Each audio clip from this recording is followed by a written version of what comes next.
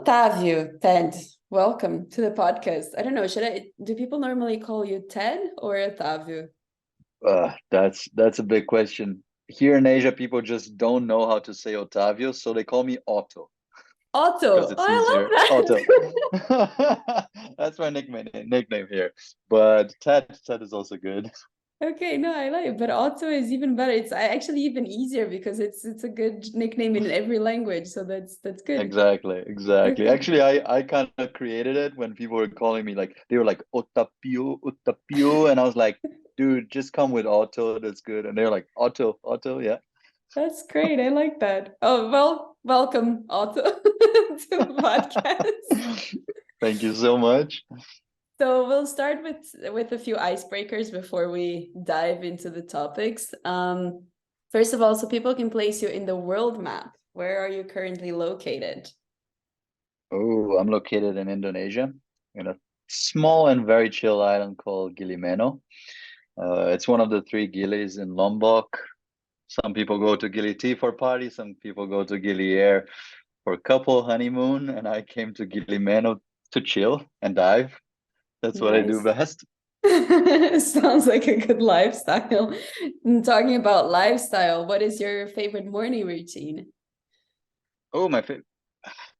It depends. Sometimes I'm so late that I just wake up, have a breakfast, brush my teeth, and go running to the dive center. Really? But yeah, if I have the time, I like to go chill in the beach before I go to work. Um, it my day starts pretty early because dives are normally early.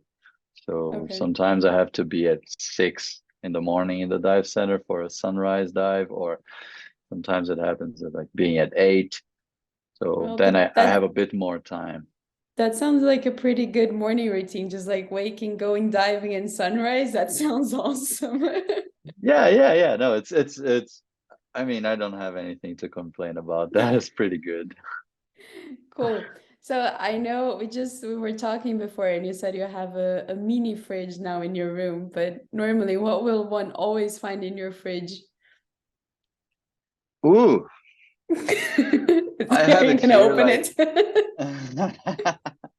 actually, I was gonna show it here, but it's a podcast. But I have an avocado everywhere. Like, I love avocados. That's Really? my thing. Yeah, I would say like to spread. Okay, that's a good morning routine as well. To spread an avocado in a toast Before and having the like, sunrise dive? yeah, Nice. exactly. Sounds It's pretty quite good. Yeah. good. And last one of the icebreaker. If you could choose a superpower, what would it be? Uh, I think that question changed along my life, but I think nowadays it would be to breathe underwater. Yeah, It- pretty fair. it's the life I live. Yeah, it would be much easier, wouldn't it? Yeah, like I mean, if I could be Aquaman that can swim really fast, that would be even better. Like I could just like travel underwater and that would be Wow, amazing. that sounds pretty good. But you said it changed over time. What was it like, let's say 10 years ago? I think it's a classic one that most of the people might have, that is to fly. Like fly is quite Mm. amazing. It's quite a Yeah. good one. Being invisible sometimes, like, ooh, that must be good. Like if you ask me like 5 years ago when I was completely burned out at work, oh, be invisible would be amazing. Like Fair completely, okay, enough. let Just me like disappear for a disappear. while. Very Exactly. good. Okay, so let's dive into yourself. Like now you gave already a few hints of what you do. Let's say I'm meeting you for the first time. How would you describe yourself? Okay. I'm a former engineer. This is one thing. It is a part of my history. I love the fact that I am an engineer. Like I never quit being an engineer because I hated engineering itself. What kind of So I engineering? always mechatronic. I was graduated as mechatronic, but I worked as mechanical engineer for my whole career, which was basically 8 years in the industry. Um, so I say that because it's something I'm proud of. I like my past being an engineer, but at one point it did not make much sense to be an engineer anymore, and I felt I had to go somewhere else, like leave my cave. and then I left it, and that's when things started happening. After that, I started actually exploring my photography and learning about the business and working effectively as a photographer. Meanwhile, at the same time, I was also like getting serious about scuba diving. I did courses all the way to professional level, and a year ago, I became a dive master, and then I did right after that the instructor course. Nowadays, I can say I am a scuba diver instructor that is working quite a lot with underwater photography, and also very happy to be a landscape photographer, aerial photographer, like quite complex thing. Maya, you know that we photographers, we are like, we just do everything. Like we basically take photos of everything. So Yeah. from backpacks to sharks, I'm taking photos of everything, and Yeah. it's quite amazing. And on a personal touch, I going person. I really like to be chill. Like that's also a really good thing that I have for the life I live, is that I'm very chill. Like I like to take things slow. Of course, always being responsible, always like that's my Capricorn speaking louder when I'm always like, okay, I have to do that, I have to work. But I like to be this person that takes things really light. What is your ascendant? Talking about crappy Capricorn, do you know your ascendant? Again, We again, a talked about it, yeah. Capricorn. A Capricorn as Yes, well. Wow. yeah. But it's So good I'm a that double Capricorn. Yeah. interesting that you still have like this kind of dreamy mysticism kind of thing, but you're Capricorn on Capricorn. Like it's not usual. But Yeah, anyway, it's like there's other stuff that it's probably flying around somewhere, because I'm like a lot of people tell me that. Oh yeah, you're a double Capricorn. Yeah, sorry, guilty. fair enough.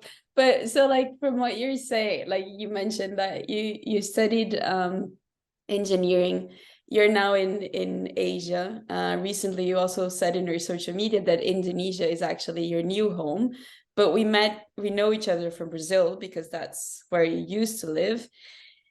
You worked with engineering, but now you're a scuba dive teacher. Can we rewind a little bit? Like, what happened that everything changed? Yeah, yeah, Because, for sure, yeah. for sure. Yeah.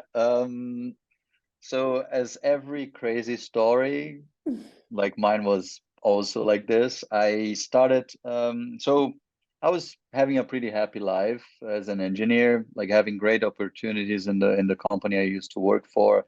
In Had a Brazil, chance. I right? was In São Paulo. yeah, in And Brazil, yeah. in Brazil. And I had really amazing opportunities to live abroad for the company. I always had this wanderlust thing to be like exploring new cultures and everything. And with the company, I had a chance to live in China and Thailand and Germany.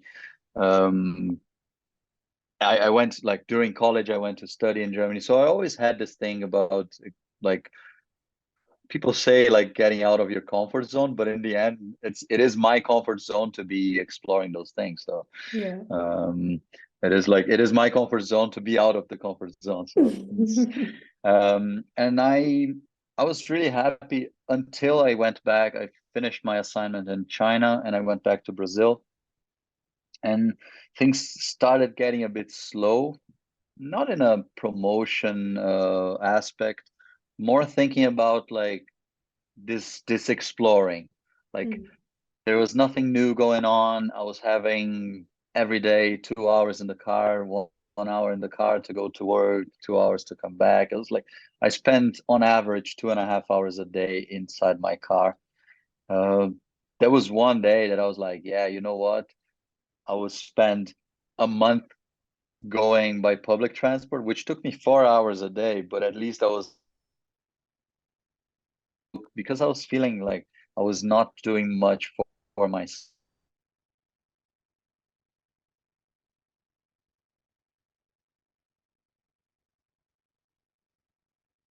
or I was working or I was coming back from work. And when I got home, I had dinner and went to sleep. And then my weekends, I was completely destroyed. I just wanted to sleep and like relax. I was a master at Netflix and chill that time. I was just like going home and just watching series because it was That shows a lot, right? Because it's a huge escape to do that because you don't want to totally. face like life. You just want to like find something else to get distracted, really. Yeah, yeah, totally. And at the same time, I went to a huge crisis in my marriage. I was yeah, at some point we were not in the same page anymore, and I decided, okay, you know what? I'm really sick of my job. It took me a long time. It took me like 2 years being in this sad routine to figure that out and say, okay, I'm gonna quit my job. I think a bit of distance might help regarding my marriage. And then I decided to go. I took a one-way ticket to Asia. It was a place I had been before. I loved it, but I was like, it was always my dream to take a sabbatical and like take a long trip, very slow. And in the end, that trip kind of changed my life because I came to Asia. I spent 7 months here traveling around. So I was diving a lot. I was looking for a place to do my dive master course. At that You were time, I used to diving, dive. you dived already before, like you were a Yeah, diver already before. Ah, okay. So you just kind of yeah, continued in Asia. Yeah. yeah. I started diving in 2017, 2016. And then in 2019, that's when I came to Asia. Yeah. And I was basically diving, like, because I was also not in a good place. I was in a sad place. I was very bad. And diving was the one thing that made me present at the present moment. That's And amazing. I can even tell like a kind of like those epiphanies, like those stories that people love to romanticize. Living But is harder than actually telling it, but yeah. yeah, yeah. So I was probably in the worst place I've ever been. Like in a day that I was really bad in an island in the Philippines called Malapascua. Um, and it was like a sad moment that like long story short, it was all about crying, drinking, and go diving. Like not going diving, And repeat. drinking. Okay, Yeah. yeah, but like it was the order was not exactly this, but Yeah, I hope not, because I don't know if you would be still here then. exactly. No, and then I remember this very first day that I went diving. I was traveling quite in an intense way, like traveling, spending 2 3 days in different places. And then this day I arrived in the island of Malapascua and I said, okay, you're gonna heal yourself here. No matter how long it takes, you can spend a month here, 2 months here. I was telling myself I have to, I I can't continue to just run away from myself because my problems are with me. It's not the fact that I'll change the place that will change anything. Um, so I arrived there and I remember this very first day I went diving and it was an incredible dive with like 7 sharks, thresher sharks, beautiful, majestic, big sharks. And when I finished the dive, sun was rising. It was a sunrise dive. Sun was rising, and I was like, man, that's it. That's it. Stay here, heal yourself, and then you have to do something for the sharks because they are helping you to heal.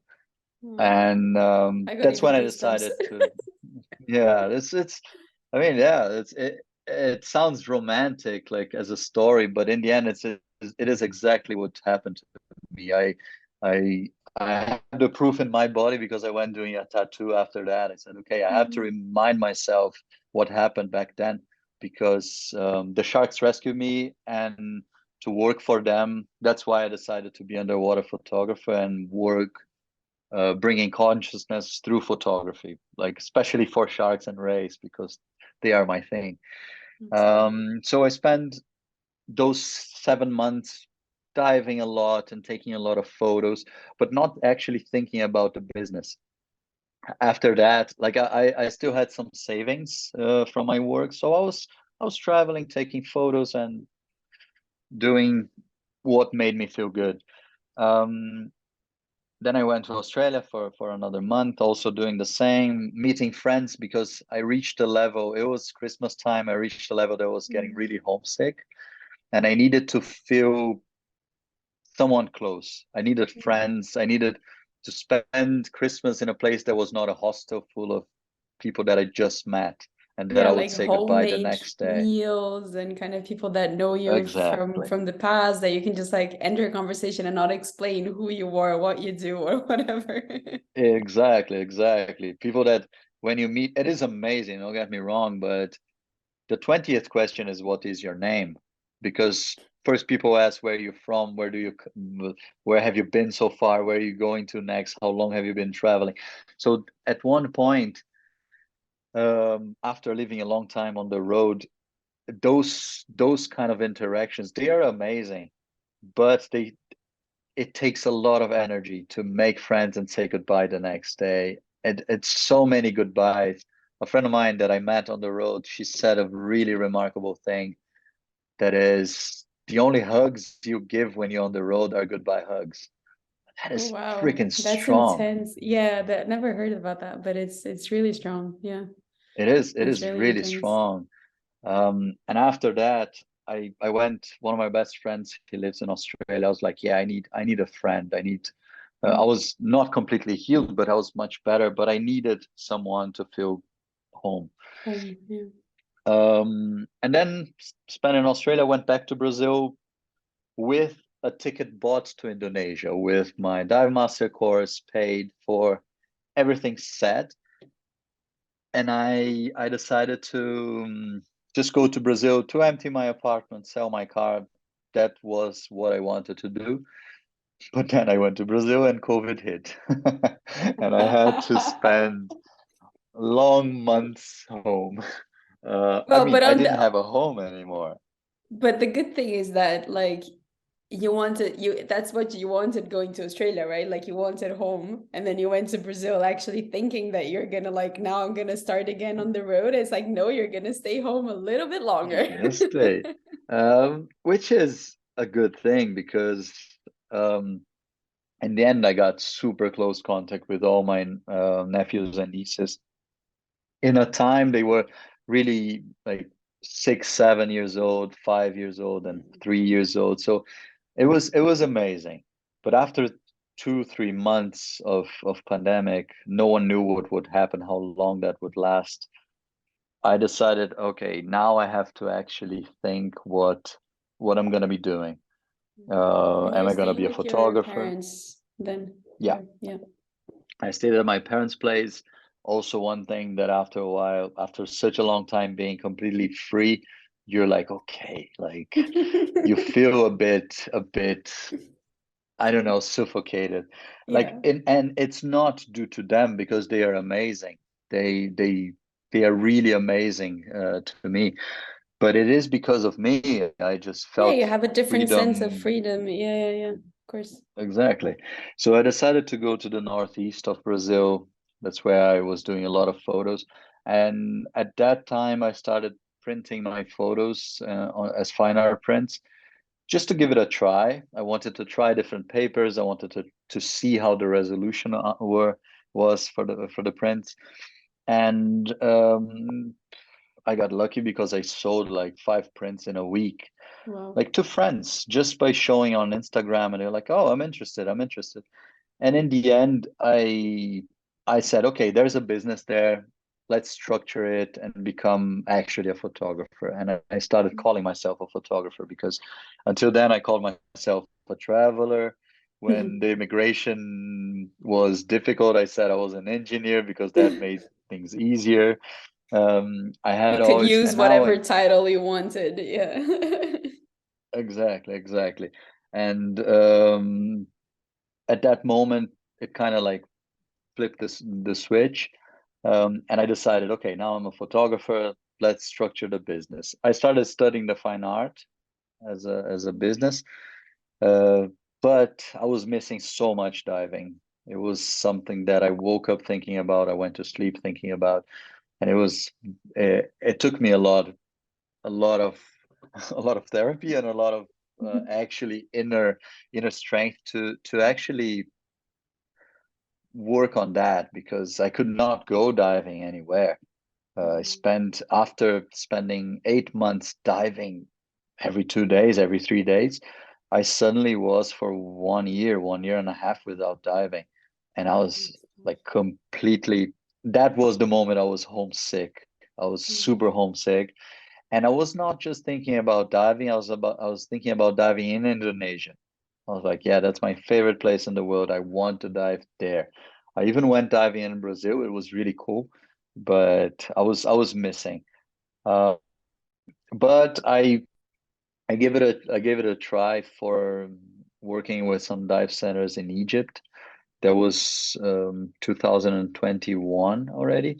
Vaccines were happening. I was like, okay, I think now I might be able to go somewhere. I checked to go to Egypt. It's an amazing diving there. Contacted many dive centers. As a photographer, we contact Yeah, just contact 100 brands. everyone. We Yeah. get the answer of friends, and we close on deals. Yeah, So exactly. that's what happened with me. It's like I contacted absolutely everyone in the Red Sea, um, and got a couple of deals to work with. Went to Egypt, spent 3 months there. I spent 2 months in Egypt and 1 month in Jordan. Then I went back to Brazil to start getting things ready because Asia was opening. That was already beginning of 2022. And in May, I was in Europe. So I went to Europe, took freelance, did like bought a ticket, went there to spend a month there, taking street photos, landscape photos. And in March, it was announced that Indonesia would open in May or in April. Yeah. And I remember crying, like when I It's like, read those news, yes, I like can go I home. actually, exactly, I actually cried. I was shaking. I was on the verge of having like an anxiety attack because I was like, okay, finally, 2 years later, it's happening. I can Wow. feel it. And I went back home, bought the ticket, a one-way ticket to Indonesia, and it's been a year that I'm here now. Nice. It is a place that I missed for 2 years. I missed the food, I missed the people, I missed the culture, I missed the diving. Number one thing I missed the most was the diving. So I came here, and it's a place I call home exactly because of that. Because I don't know, I just step here. I know what to do. I know where to go. I know it is super super comfortable for me. It's just and you asked me, yeah, like from São Paulo to a tiny island, right? From São Paulo to like I was never the big city guy. I lived in São Paulo, I lived in Shanghai, I lived in like big places. But big cities, I can last for a couple of weeks maximum. After that, uh, I start having migraines, I start being stressed, which is something I usually not. So uh, It kind of my takes the body worst gives out of that. you. Exactly, exactly. So I decided I love Brazil as a country. I love the people in Brazil, but it is that at some point I was not feeling home anymore. And Indonesia is the place that I found home. I found a huge community of expats, of like foreigners that live here, and they all help each other so much. It is really amazing. I'm not talking about Bali, which is a different thing. Bali is a big influencer and content creator place, but I'm talking about the small places in Indonesia. You can always find the locals. They will do their best to help you. So it's a place I can call home because of that, because I have all the nature I need. I can breathe in everything that this place has to offer. But I also feel healthy in my brain because I'm doing what I like. I feel healthy in my body because I like the food. Is I eat healthy here. It is something that it was a good match, me and this country here. That's nice. Do you miss a little bit of the city as well as some things, or not really? Or like you're find it? Or is it something like eventually once in a while go back to city and then go back to the island? Or Yeah, I would say some things for sure. Like I miss a good cheese. I miss going to a like having a proper pizza or like, okay, today I need a pasta. But the thing is that I am 2 hours boat from Bali. I am 15 minutes boat from Lombok, which is a place I can get pretty much everything. So it is not that I am in a really remote place. And Indonesia, as like like most of the Southeast Asian countries, there's not only one big city. There are many big cities, so you're always close to some city that has the infrastructure. infrastructure. Oh, yeah, cool. Yeah, No, it's super so interesting. it is fine.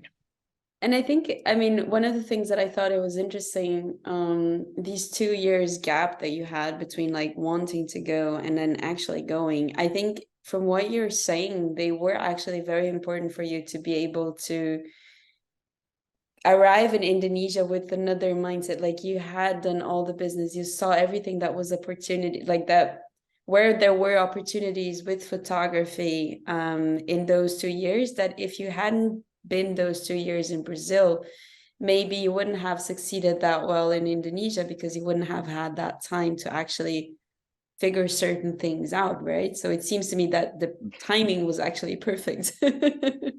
Yeah, for sure, for sure. It was a bit long, to be honest, but it was Didn't have to be for that sure. long. Yeah, it just should, I mean, it could be a year, not two.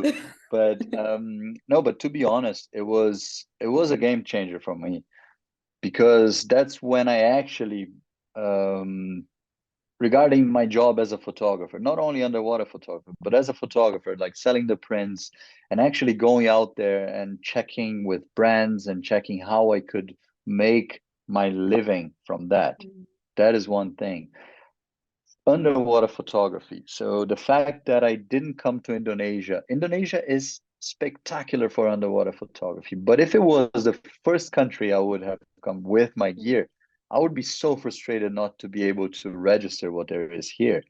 That's true. Um, and in the end, Egypt was kind of like a school to me as a place to for underwater photography because also to check how the dive centers operate regarding that, how I can approach the dive centers to work with them.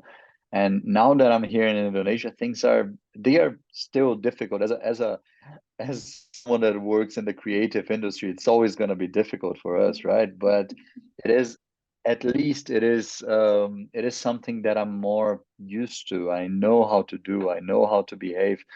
And in the end it is exactly what you said. Those 2 years, they molded me to come in a much better place than I was before.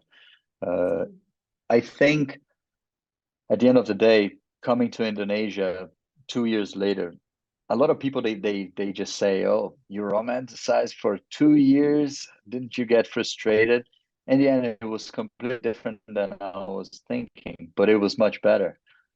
So I was thinking it would be one thing, and it was much better. Like I can only thank myself for being persistent and waiting for those 2 years because I thought about giving up and going to the Caribbean, because I was like, okay, I'll cancel the course in Indonesia and I'll go to Honduras, I'll go to Mexico, I'll go to wherever the course.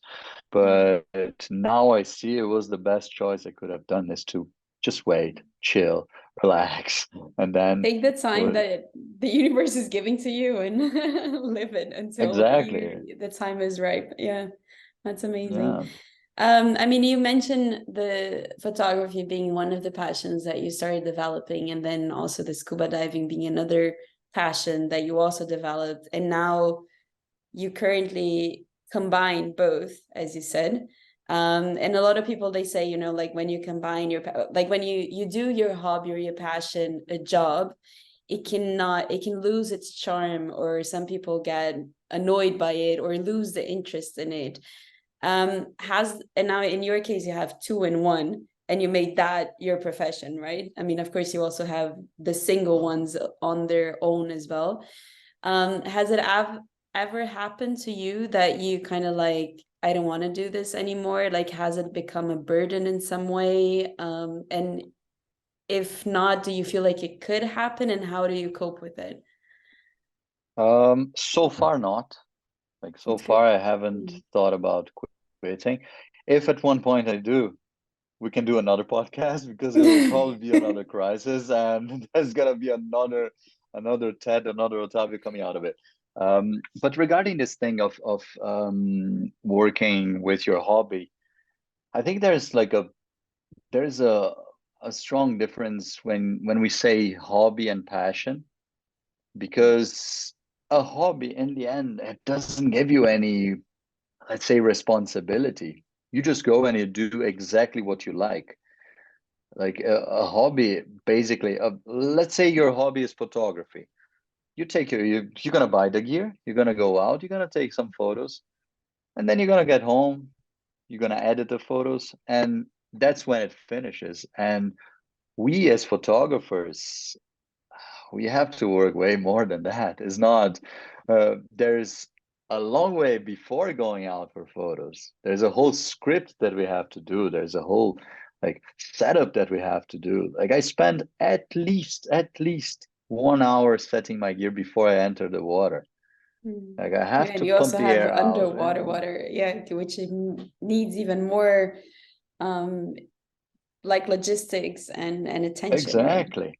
Exactly. I have to, like I think we spoke about it in the past, and it was like it is a funny thing that no one sees that, but in between dives I am opening my case, my housing, to check on batteries and to like change cards sometimes, and like see if it's leaking, and then I have to do the pumping system to see the vacuum system to see if the camera is sealed. There's a huge amount of stuff that are out of the scope.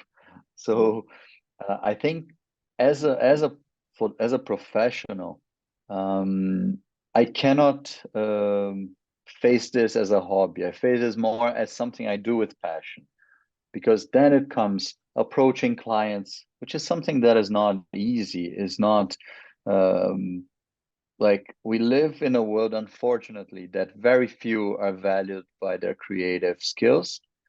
And the huge amount of people that work in the creative industry, they are not valued. They undervalue their work to try to get something. So we have to approach brands or clients. We have to think about the logistics. Like I carry at least, like I'm not gonna talk about my diving gear, okay? Just photography gear and underwater photography gear. I easily carry around 25 kilos of equipment. It's a good Like muscle training in between. exactly. But when you're in a country that has 40 degrees and you have to carry things inside of boats to go to a different island, you're just like sweating all day long. And this is something that we have to face when we decide to work with the thing that is our passion. And I think it's a kind of like a snowball. So if we have a passion for that, then we're gonna have the engine working towards doing it, and then doing it. Okay, I'm doing my passion. In the end, you're just retro feeding your passion and your work. So you have Yeah. to do it, like, because it's the same if you decide to be an engineer, if you decide to be a photographer, but you hate what you do. In the end, Yeah. like it's you'll be sad at one point. So yes, it is my passion. I don't see it as a hobby. I see it as a hobby when I go diving as a fun diver, and this happens a lot. It is amazing because I focus on different stuff. But when I am diving when I'm doing courses, when I'm instructing people doing open water course or advanced course for diving, in the end I have to be there doing what I'm there to do. Like I cannot, of course I enjoy, but it's a different kind of enjoyment. It's not is not what people think about working with their hobby. There's no such thing, in my opinion. Okay, I Mm, love what I do, but I wouldn't say I work with my hobby. I work with my passion for sure, but interesting. not with my hobby. I have other hobbies. Yeah, that would be my next question. But I think that's a really interesting way to put it into perspective. I think that's a great look into it.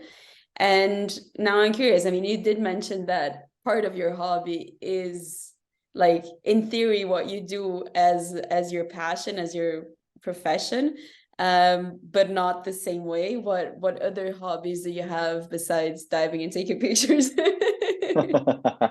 Okay, can we go to the geek side of my life? Because I Sure. am okay, Show us your okay. other side. Um, I have like from very geeky Japanese cartoon animes. I love it. It's one thing that like people To watch they it look or at my read it or I watch it now. oh, Reading okay. is not something I got into yet, but I might because I love it. I love the whole like the whole poetry behind it. One thing that I do mostly back home. I don't do it here, and that's a hobby I have since I was a kid. When I was a kid, my mom gave me broken electronics, and I love to open it. Did you see? Uh, There's like this meme, like this cartoon saying like there's a lady with a son in the doctor room, and then he tries like to fiddle in the doctor's machine, and then the doctor comes to mom and said, "I'm really sorry to tell you this, but he's gonna become an engineer." exactly, that's exactly what happened to me. Okay, That's so you exactly are what happened. actually the person of the cartoon. Nice to meet you in person. Yeah, I was exactly that person. And it is something that even nowadays, like I like working on electronic circuits. I don't do it anymore because all my stuff are back in Brazil. But soldering electronic stuff, even like I also play guitar, so I used to make my own pedals, like effect pedals, like soldering. I love those kind of stuff. So it is even when photography was only a hobby, I made myself an electronic time lapse rail for my camera. Like I did like a rail that like the camera would be displacing and shuttering the like shuttering the camera every second to make like a motion lapse. Like I did all those kind of stuff because I love doing it. But That's so I'm not funny. gonna be carrying that around to be. So yeah, what I can carry as my hobby when I'm traveling is basically books and like I also like that is regarding our job, but it's also part of my hobbies is to learn. So I love to study and like it is a win-win because I love to study and when we have to study photography, it just unites the best of the worlds, which is Yeah, and it's quite good that good. you have that kind of the geeky side and the creative side. Like you have the perfect combo of both because you understand the technical side of photography, but you can also use it to then put your creative touch into it, For which sure. is yeah, For sure, that's for really good. sure. I only have one like those two things combined are really amazing. But there's one thing that I am horrible, which is my business skills. And that is I think every artist has that. It's a like is Yeah, a it's a imposter challenge. syndrome. It is a challenge to actually make a business out of it. It is Mm. like there are very few people that I know that are really great at that, but we on the creative industry we're always struggling to sell ourselves because Yeah.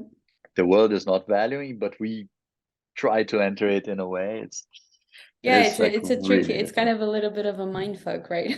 Because yeah, yeah, your product is something that comes from you. So it's kind of it's a part of you that you're selling. So as you said, like you sell yourself. It's super hard to sell yourself because that means you have to be in front and in the back of your own business, right? And that's very challenging yeah, for a lot of creatives. Yeah.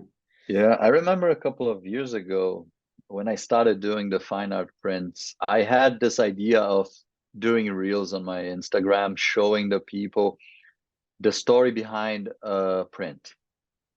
And I remember back then I received so many messages because, like, let's just put an example. There's one print that I love. It's of Nusa Penida.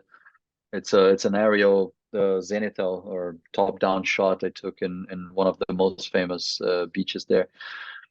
And this photo sold quite a lot. It was like it's probably the photo I sold the most. And I remember making the story um, because I woke up at 5 in the morning to go to that beach. To arrive at the beach, there was no one in there. I did the whole track, which is 1 hour track to go down to the beach. When I arrived there, there's a huge wall, like a rocky cliff, that you cannot get any GPS signal from the drone. So I had to fly it on a very low altitude. I flew it all the way to the middle of the ocean to get the GPS signal. And then I flew like 400 meters high to get the aerial shot. When I was bringing it back, battery started to run low, and the return to home, the like the drone, it set the home in the middle of the ocean. So Because if it that's where it returned, got the GPS. Shit. exactly. So it was coming and I was running out of battery. So I started bringing it. But when it reached where I was, it the GPS signal was not there anymore. So it was working on ADI mode, which works with pressure. So Mm. it basically doesn't work with geo coordinates. And the wind was blowing super hard, and the drone was just shot in the direction of one of the walls. Oh And my I was God. just like almost breaking the knobs of the controller to try to. Come I back, kind of come like back.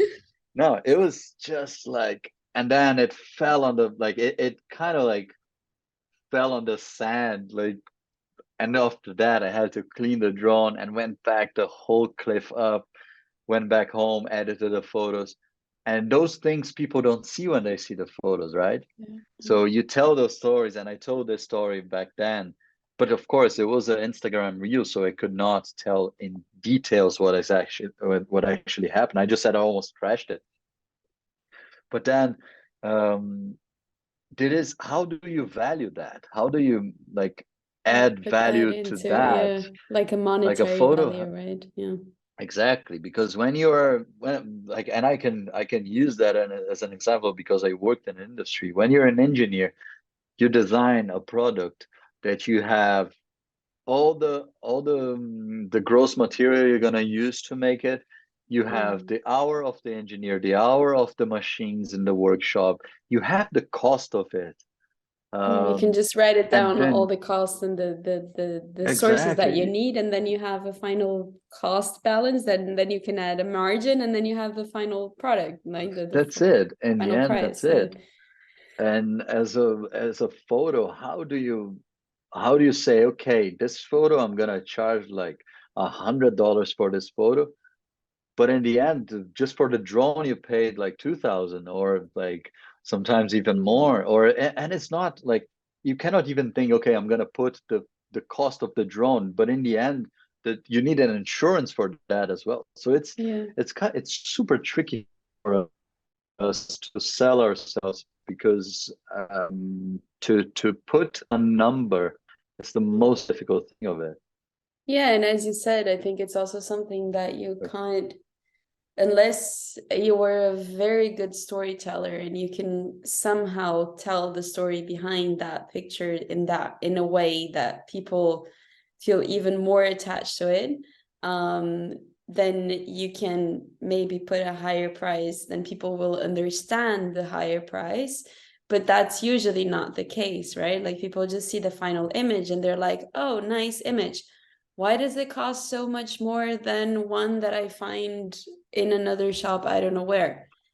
And you're Yeah. like, well, there's a lot of work involved with that. So Yeah, yeah. and even if you think like this example that you gave is amazing because when you go to a shop, let's say like a department shop, a department store, that you go and you just like find those prints to sell. Those photographers, they also earn money with that, but they earn a different way. They're gonna earn maybe $1, $2 per per print they sell, but they sell in a huge scale. So Exactly. it is super different. So you can be a stock footage photographer. There are people that are earning 5 cents with a photo, but they're earning a lot of money in the end of the month because they are working that hard for years and years, and they're selling a lot of photos. Mhm. So it is just, what business are you going to attack and how are you going to do that? Um, on the other hand, if you sell prints for the final customer or for architects or whatever, you're going to sell another thing that is incredible, which is the exclusivity. You're going to Mhm. sell, okay, if you buy with me, you're not going to have anyone else having the same print in your place. Like, Exactly. or there's going to be like 5 people having the same in the whole planet. Like, so that's the way we have to also work. Like, okay, it's also exclusive. It's some, that's why I'm selling it more expensive than if you go buy it somewhere else.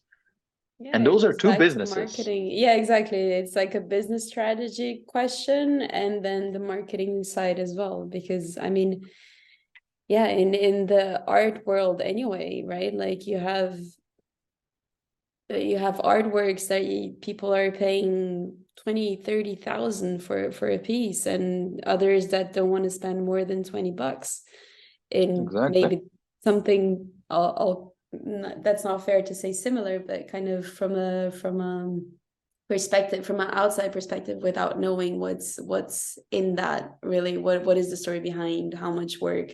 And also what you said, Exactly. right? Like, it's not only a shot, it's like the whole history, that person, that how many years did that person have Hmm. to invest to be able to actually make that picture. That's also something that you can't put in numbers that You easily, right? can't, for sure. So And it changes from person to person.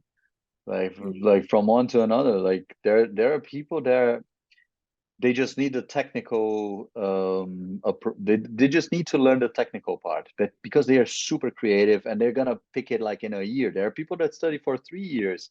There are people that in a month are making business, and there are people that take 10 years. Like it's mm, there is no recipe. There's not like go to college, go to an international company, work with that, like make a career. There's like the career is full of rocks, full of sharks as well, which is good. It's just like, yeah, and I think like one of the things that I mean we talk a lot about, and I think it's also interesting to bring here in this moment, is the octopus thing, right? Like the um as a creative, like you can't depend of only one stream of income. You have to be yeah, creative also in that. You have to be creative in how you make your money.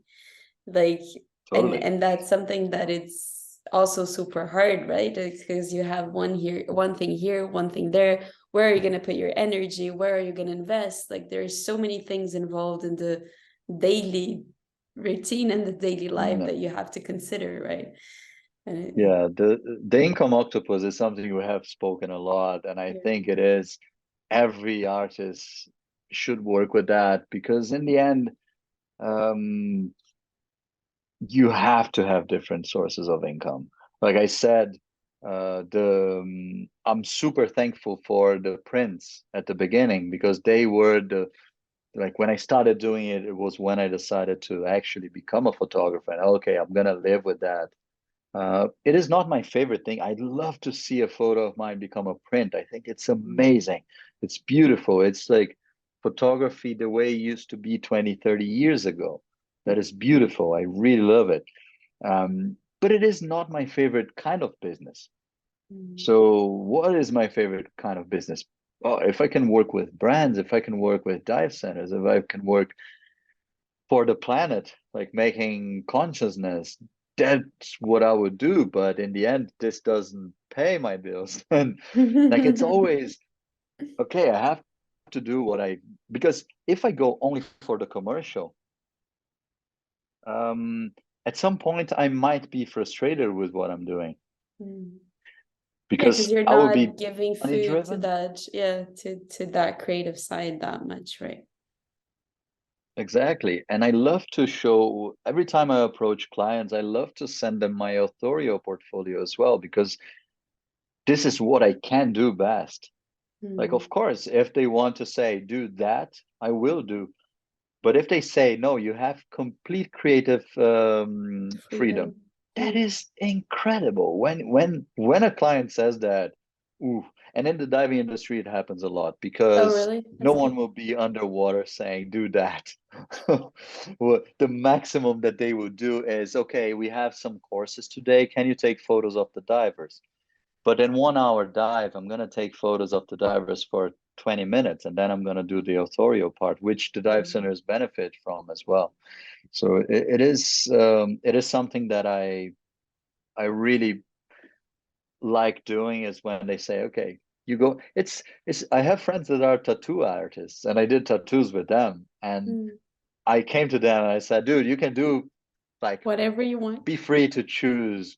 And they were so happy with that, because it is, of course, I have to like it, but in the end, because it's going to be my body, that's going to be Exactly. mine. But It's gonna be imprinted there forever. So yeah, but I think chances are even higher when you give them the opportunity to do their thing, that you're going to like it, because you didn't go there to say how they have to do their job. You came mm, there because they are a reference, and then you say, okay, do that, but you do the way. Like, you just say, okay, I want this tattoo. I want a shark. Let's give an example. I want a shark in your style. You exactly. surprise me. Yeah, That's and when they're that's gonna be also, yeah. best. And they're gonna do what you said, they're gonna be best, and they're gonna do it with love as well, because they're gonna be enjoying doing that, because that's the reason why they're doing that, right? To be able to give Exactly. their own creative touch to it. So yeah, Yeah, it's totally. a cool parallel with the tattoo. Yeah. Going a little bit, like changing a little bit the topic and going back to what you said, like from the sharks. Now you mentioned the sharks again. But the sharks were a really made a really important part in this whole development of your life. And at some point in the conversation, you did mention that you wanted to do something to give back. Ocean pollution has been a huge topic in the last few many years, as we all know. And as a diver, you've been facing that issue, I think, really strongly, I can imagine. Have you been Yeah. experiencing like changes since you started, be it for the good or for the bad in that sense? And how do you kind of integrate that awareness and that problematic into your lifestyle? Um, First, like, as an instructor, that is, like, I'm gonna start answering your last question, because in like, as an instructor, I am very assertive in that. I am, as a guide as well. Like, every time I'm briefing a dive, I say, guys, that's the thing. We love this place. We love down there. So let's protect it. Let's Mm. not chase any animals. Let's not, like, we don't leave anything back behind. We just, like, and if we find something, we take it. We don't Mm. touch corals. And um, then going back to your question, that is, like, if I've seen it changing, for sure, I've seen a lot of bleaching. Coral bleaching is something huge. I've seen coral damaging. I've seen, and I'm in Indonesia, which I don't know if the people that are listening to us know about that, but Indonesia is the heart of the Coral Triangle in the world. The Coral Triangle is a place that has two-thirds of the whole diversity of coral in the world. Oh wow, So that's a lot. Yeah. just the Coral Triangle, which is Indonesia, Philippines, Timor-Leste, and Papua New Guinea. Just those four countries, just this triangle has two-thirds of all the biodiversity in the world. Wow. So even here we can see, like, even in the paradise, we can see coral bleaching, which is due to increase in temperature in the ocean, which is increased in, like, pollution in the ocean. So through instructing, I always try to bring awareness in that, because we want to enjoy that Mm. place longer as divers, but also as humans, we have to think that we only alive because the ocean is alive. Mm. Because when the ocean is dead, we are not going to be here anymore, because all the air we breathe comes from the ocean. Like there's a miss education or a miss leading on Amazon and everything, but the algae and the ocean is filtering the air we are breathing. 80% of the air we are breathing comes from the ocean. So it is super important to be aware with that. And with photography, I try to show that there is still some amazing things down there that we have to protect. I think it is what gives me, like, talking again about passion. What brings me, like, and it makes my eyes glow is when I take a photo and I say, okay, with this photo, I can make an impact. I don't have a huge public. I don't have, but I hope at one point I'll be able to do what Sean Heinrichs does, what Jim Abernathy does, what Paul Nicklin does. Those huge guys, they are out there fighting. They have uh, Sean Heinrichs and Paul Nicklin. They are founders of Sea Legacy, which is they are out there fighting for the oceans, and we have to do that. Or Sea Shepherd. Those guys are also out there fighting against illegal fishing, because also, like, we spoke a lot about, I spoke a lot about sharks here because they are my passion, but also an ocean without sharks is a sick ocean, because they help keep the balance in the oceans. They they are the apex predators that actually filter the whole ocean. So every time I go to a place that has it is famous for having sharks, and I don't see a single shark. When I finish a dive, I try to bring that to the divers. I'm like, that is a problem. If we don't see a shark here, it's a problem.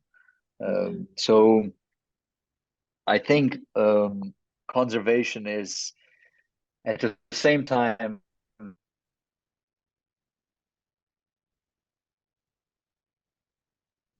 bigger than ever. People have been talking a lot about it, but at the same time, I think they're to us. So I'm here to try to bring that. That's amazing. Yeah, and I think, I mean, Have you? yeah, sorry. What you mentioned as well, like, you're saying the people that have a lot of audience, like the super renowned photographers and everything.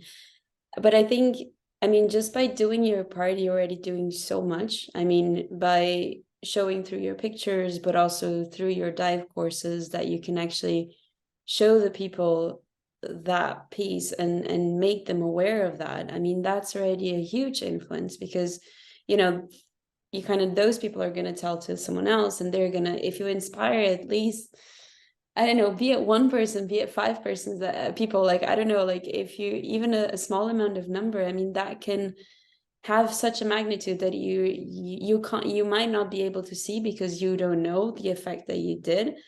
But just by affecting this few people that come to your courses, you're already making a huge difference, because if you inspire them to protect the ocean, they probably might inspire others as well to do the same. So I think I wouldn't undervalue the power that you have in that sense. Yeah. Yeah. I think it is, like, you got to a really important, really interesting point. I think it's a net effect, or in German we would say a Kette effect. Yeah. How you'd say it in English, I have no idea, a but chain a it's chain like chain a, effect, like yeah, a a chain chain effect effect. for Yeah, yeah, sure. yeah, It's yeah. it's a chain effect. So even today, I can say what happened today. I went diving with one student. We were doing a buoyancy course, and I found a fishing line, a huge fishing line. And I always carry my knives to cut it. I cut it and I roll it, and my hand was like filled with like, it was so No. much fishing line. And I think just the fact that that student saw me doing it, and it is already a huge thing. And here in the island where I'm living, in Gilimeno, we do, so every Sunday there's the guys from Trash Hero. They are quite big here in Indonesia. Um, they they bring all the kids in the island to collect trash in the beach. Wow, that's And amazing. the kids, they go because after doing that, they all go, they take the guys from Trash Hero, they take the kids to the ocean to swim. So it is also like fun for them. but Awesome. we have started an initiative with them to do dive against debris, which is a dive collecting trash. And 2 months ago, we did a trash collecting dive that we collected like 20 kilos just in a 100-meter stretch. So Wow, that's amazing. it is huge what we do. So of course it is, and those initiatives, I think it's more about, of course, we're not going to be able to clean the whole ocean just by collecting 20 kilos. But the fact that we are bringing that awareness, that we are involving the community in the island, like we take locals with us to dive and collect, and if the people are not divers, we let them snorkeling on the surface. So we go down there, we collect it, we give it to them, they bring to the beach. So it is huge. And Asia, I've seen it in the Philippines, I've seen it here. There are big initiatives regarding that, and it is almost always done by the diving professionals, That's amazing. because Yeah, because that's you're in contact with it, you see it every day, right? Like it's kind exactly of in your face, like then and there. Because otherwise, you only see the surface, and you might see some garbage, but you don't see everything that is below the surface, right? exactly. That's amazing. Cool. And Yeah. what's on the pipeline concerning future projects? Ooh. It is. It's always like, I mean, if you asked me this 2 months ago, it would be different than it is now. Well, I'm asking it So, now, so for the time, yeah. Okay. So if it changes, we do another cast again. sounds good. I So, think we can do a podcast like every year. regarding, Every year is going to be different. yeah, for sure, for sure. So regarding the future, I'm spending the next 3 to 4 months here. It's the high season. Want to get a hands-on experience being an instructor. I'm gonna have a lot of opportunities taking photos here as well. With the trash collecting, we have a Nice. big project regarding that with the guys from Trash Hero and with the dive center I'm working with.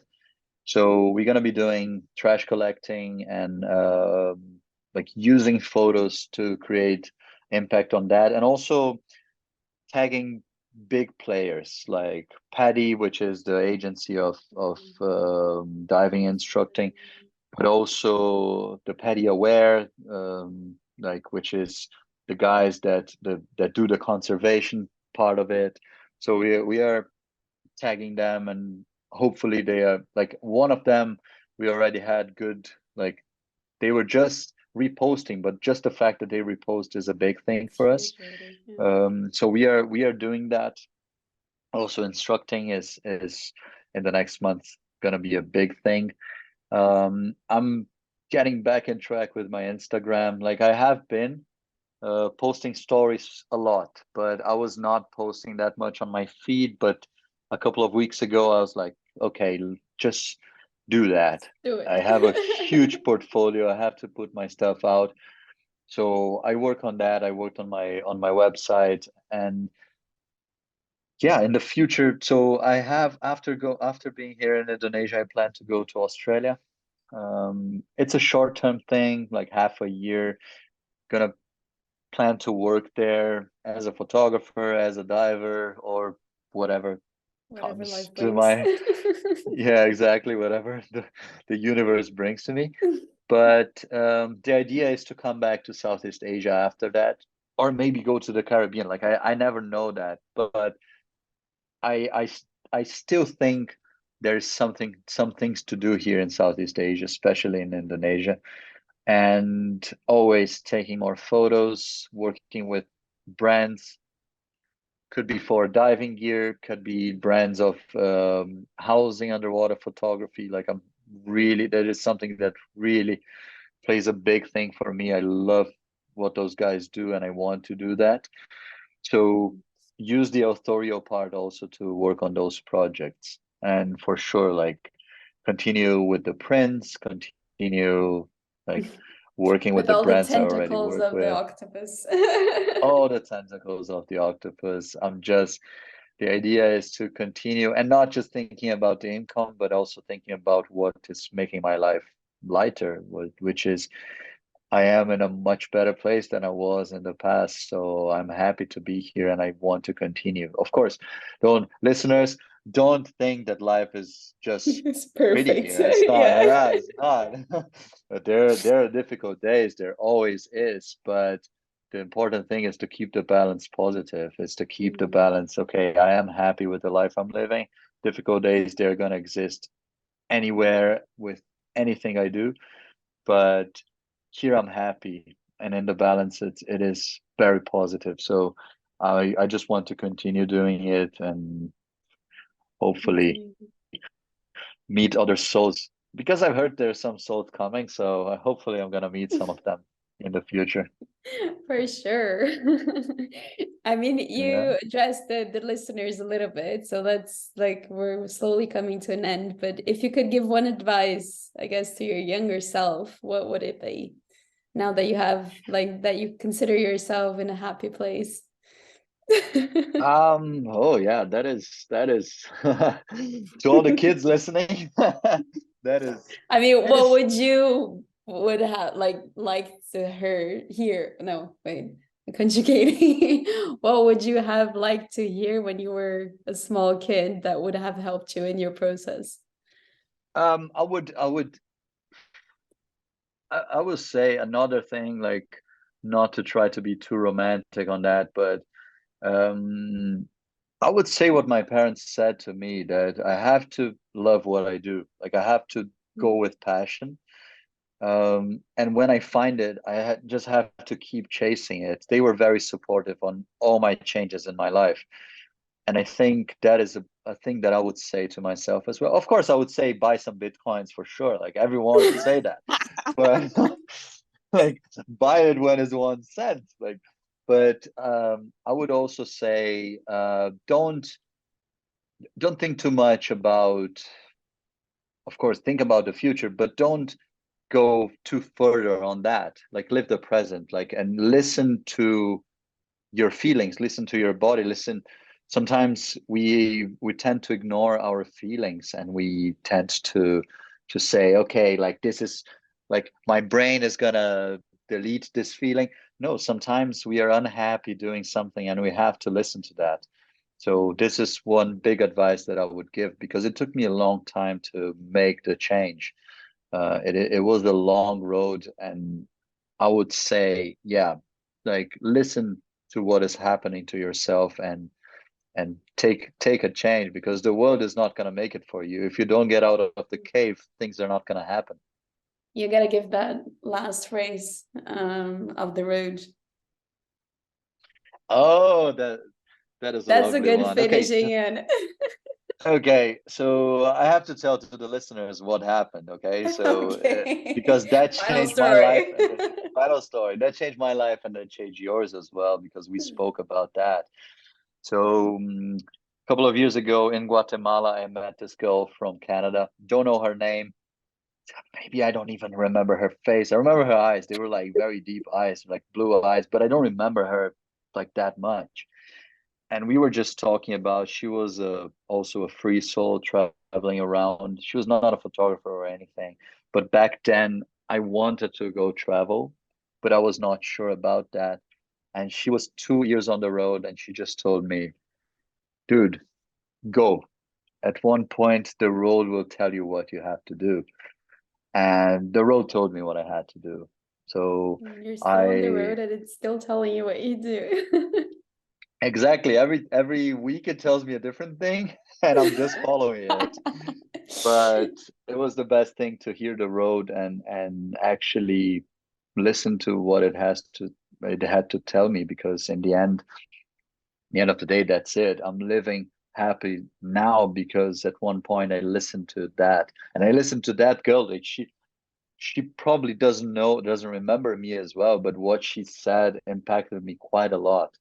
Mm. So I'm definitely grateful for that phrase, and that is a phrase that just let the roll tell your fortune. It's it. Yeah, That's for it. sure. That's beautiful. Thank you for sharing with us everything. I mean, your story, your experiences, and your advices. I mean, there's a lot of things I think that people can take off from this conversation, I hope, at least. I mean, I definitely could, and I'm sure at least one person, other person will get inspired by it. Yeah, we're gonna be happy. um, One person, we're gonna be happy. yeah, maybe they don't know that they won't remember your face or anything or your name, but they will remember something from it. For sure, for And sure. where can people connect with you? Social media, a website, or Instagram, I guess. And Yeah, my Instagram, Otavio Kuhn. That's me. Otavio, Otavio Kuhn, you should Kuhn. change that for the future at Same for Otto. our website. Yeah, Otto, it's easier. So yeah, same for my website, otaviokuhn.com. Yeah, that's where people can reach me. I have some interesting things on my website about other podcasts that I did, and also like news that were in the in the media. So it's in the press. So it's quite and I'm the kind of photographer that if you send me a message, I will send you an answer. So Perfect. please shout out. I will put all your links in the show notes as well. So if anyone wants to connect with you, they know where to find you. And Okay. thank you. And looking forward to what the road is going to show you on your path. Yes, thank you so much. I'm also excited to hear about your future as well, Maya. And thank you for the space. Thank you for the talk. I know I talk a lot. I know I say like No. I've been 1.5 hours here talking. I know we talk a lot, but it's always a pleasure, and I hope to meet you soon for us to chat again. For And sure. thank you, listeners. Thank you. Take care. See you.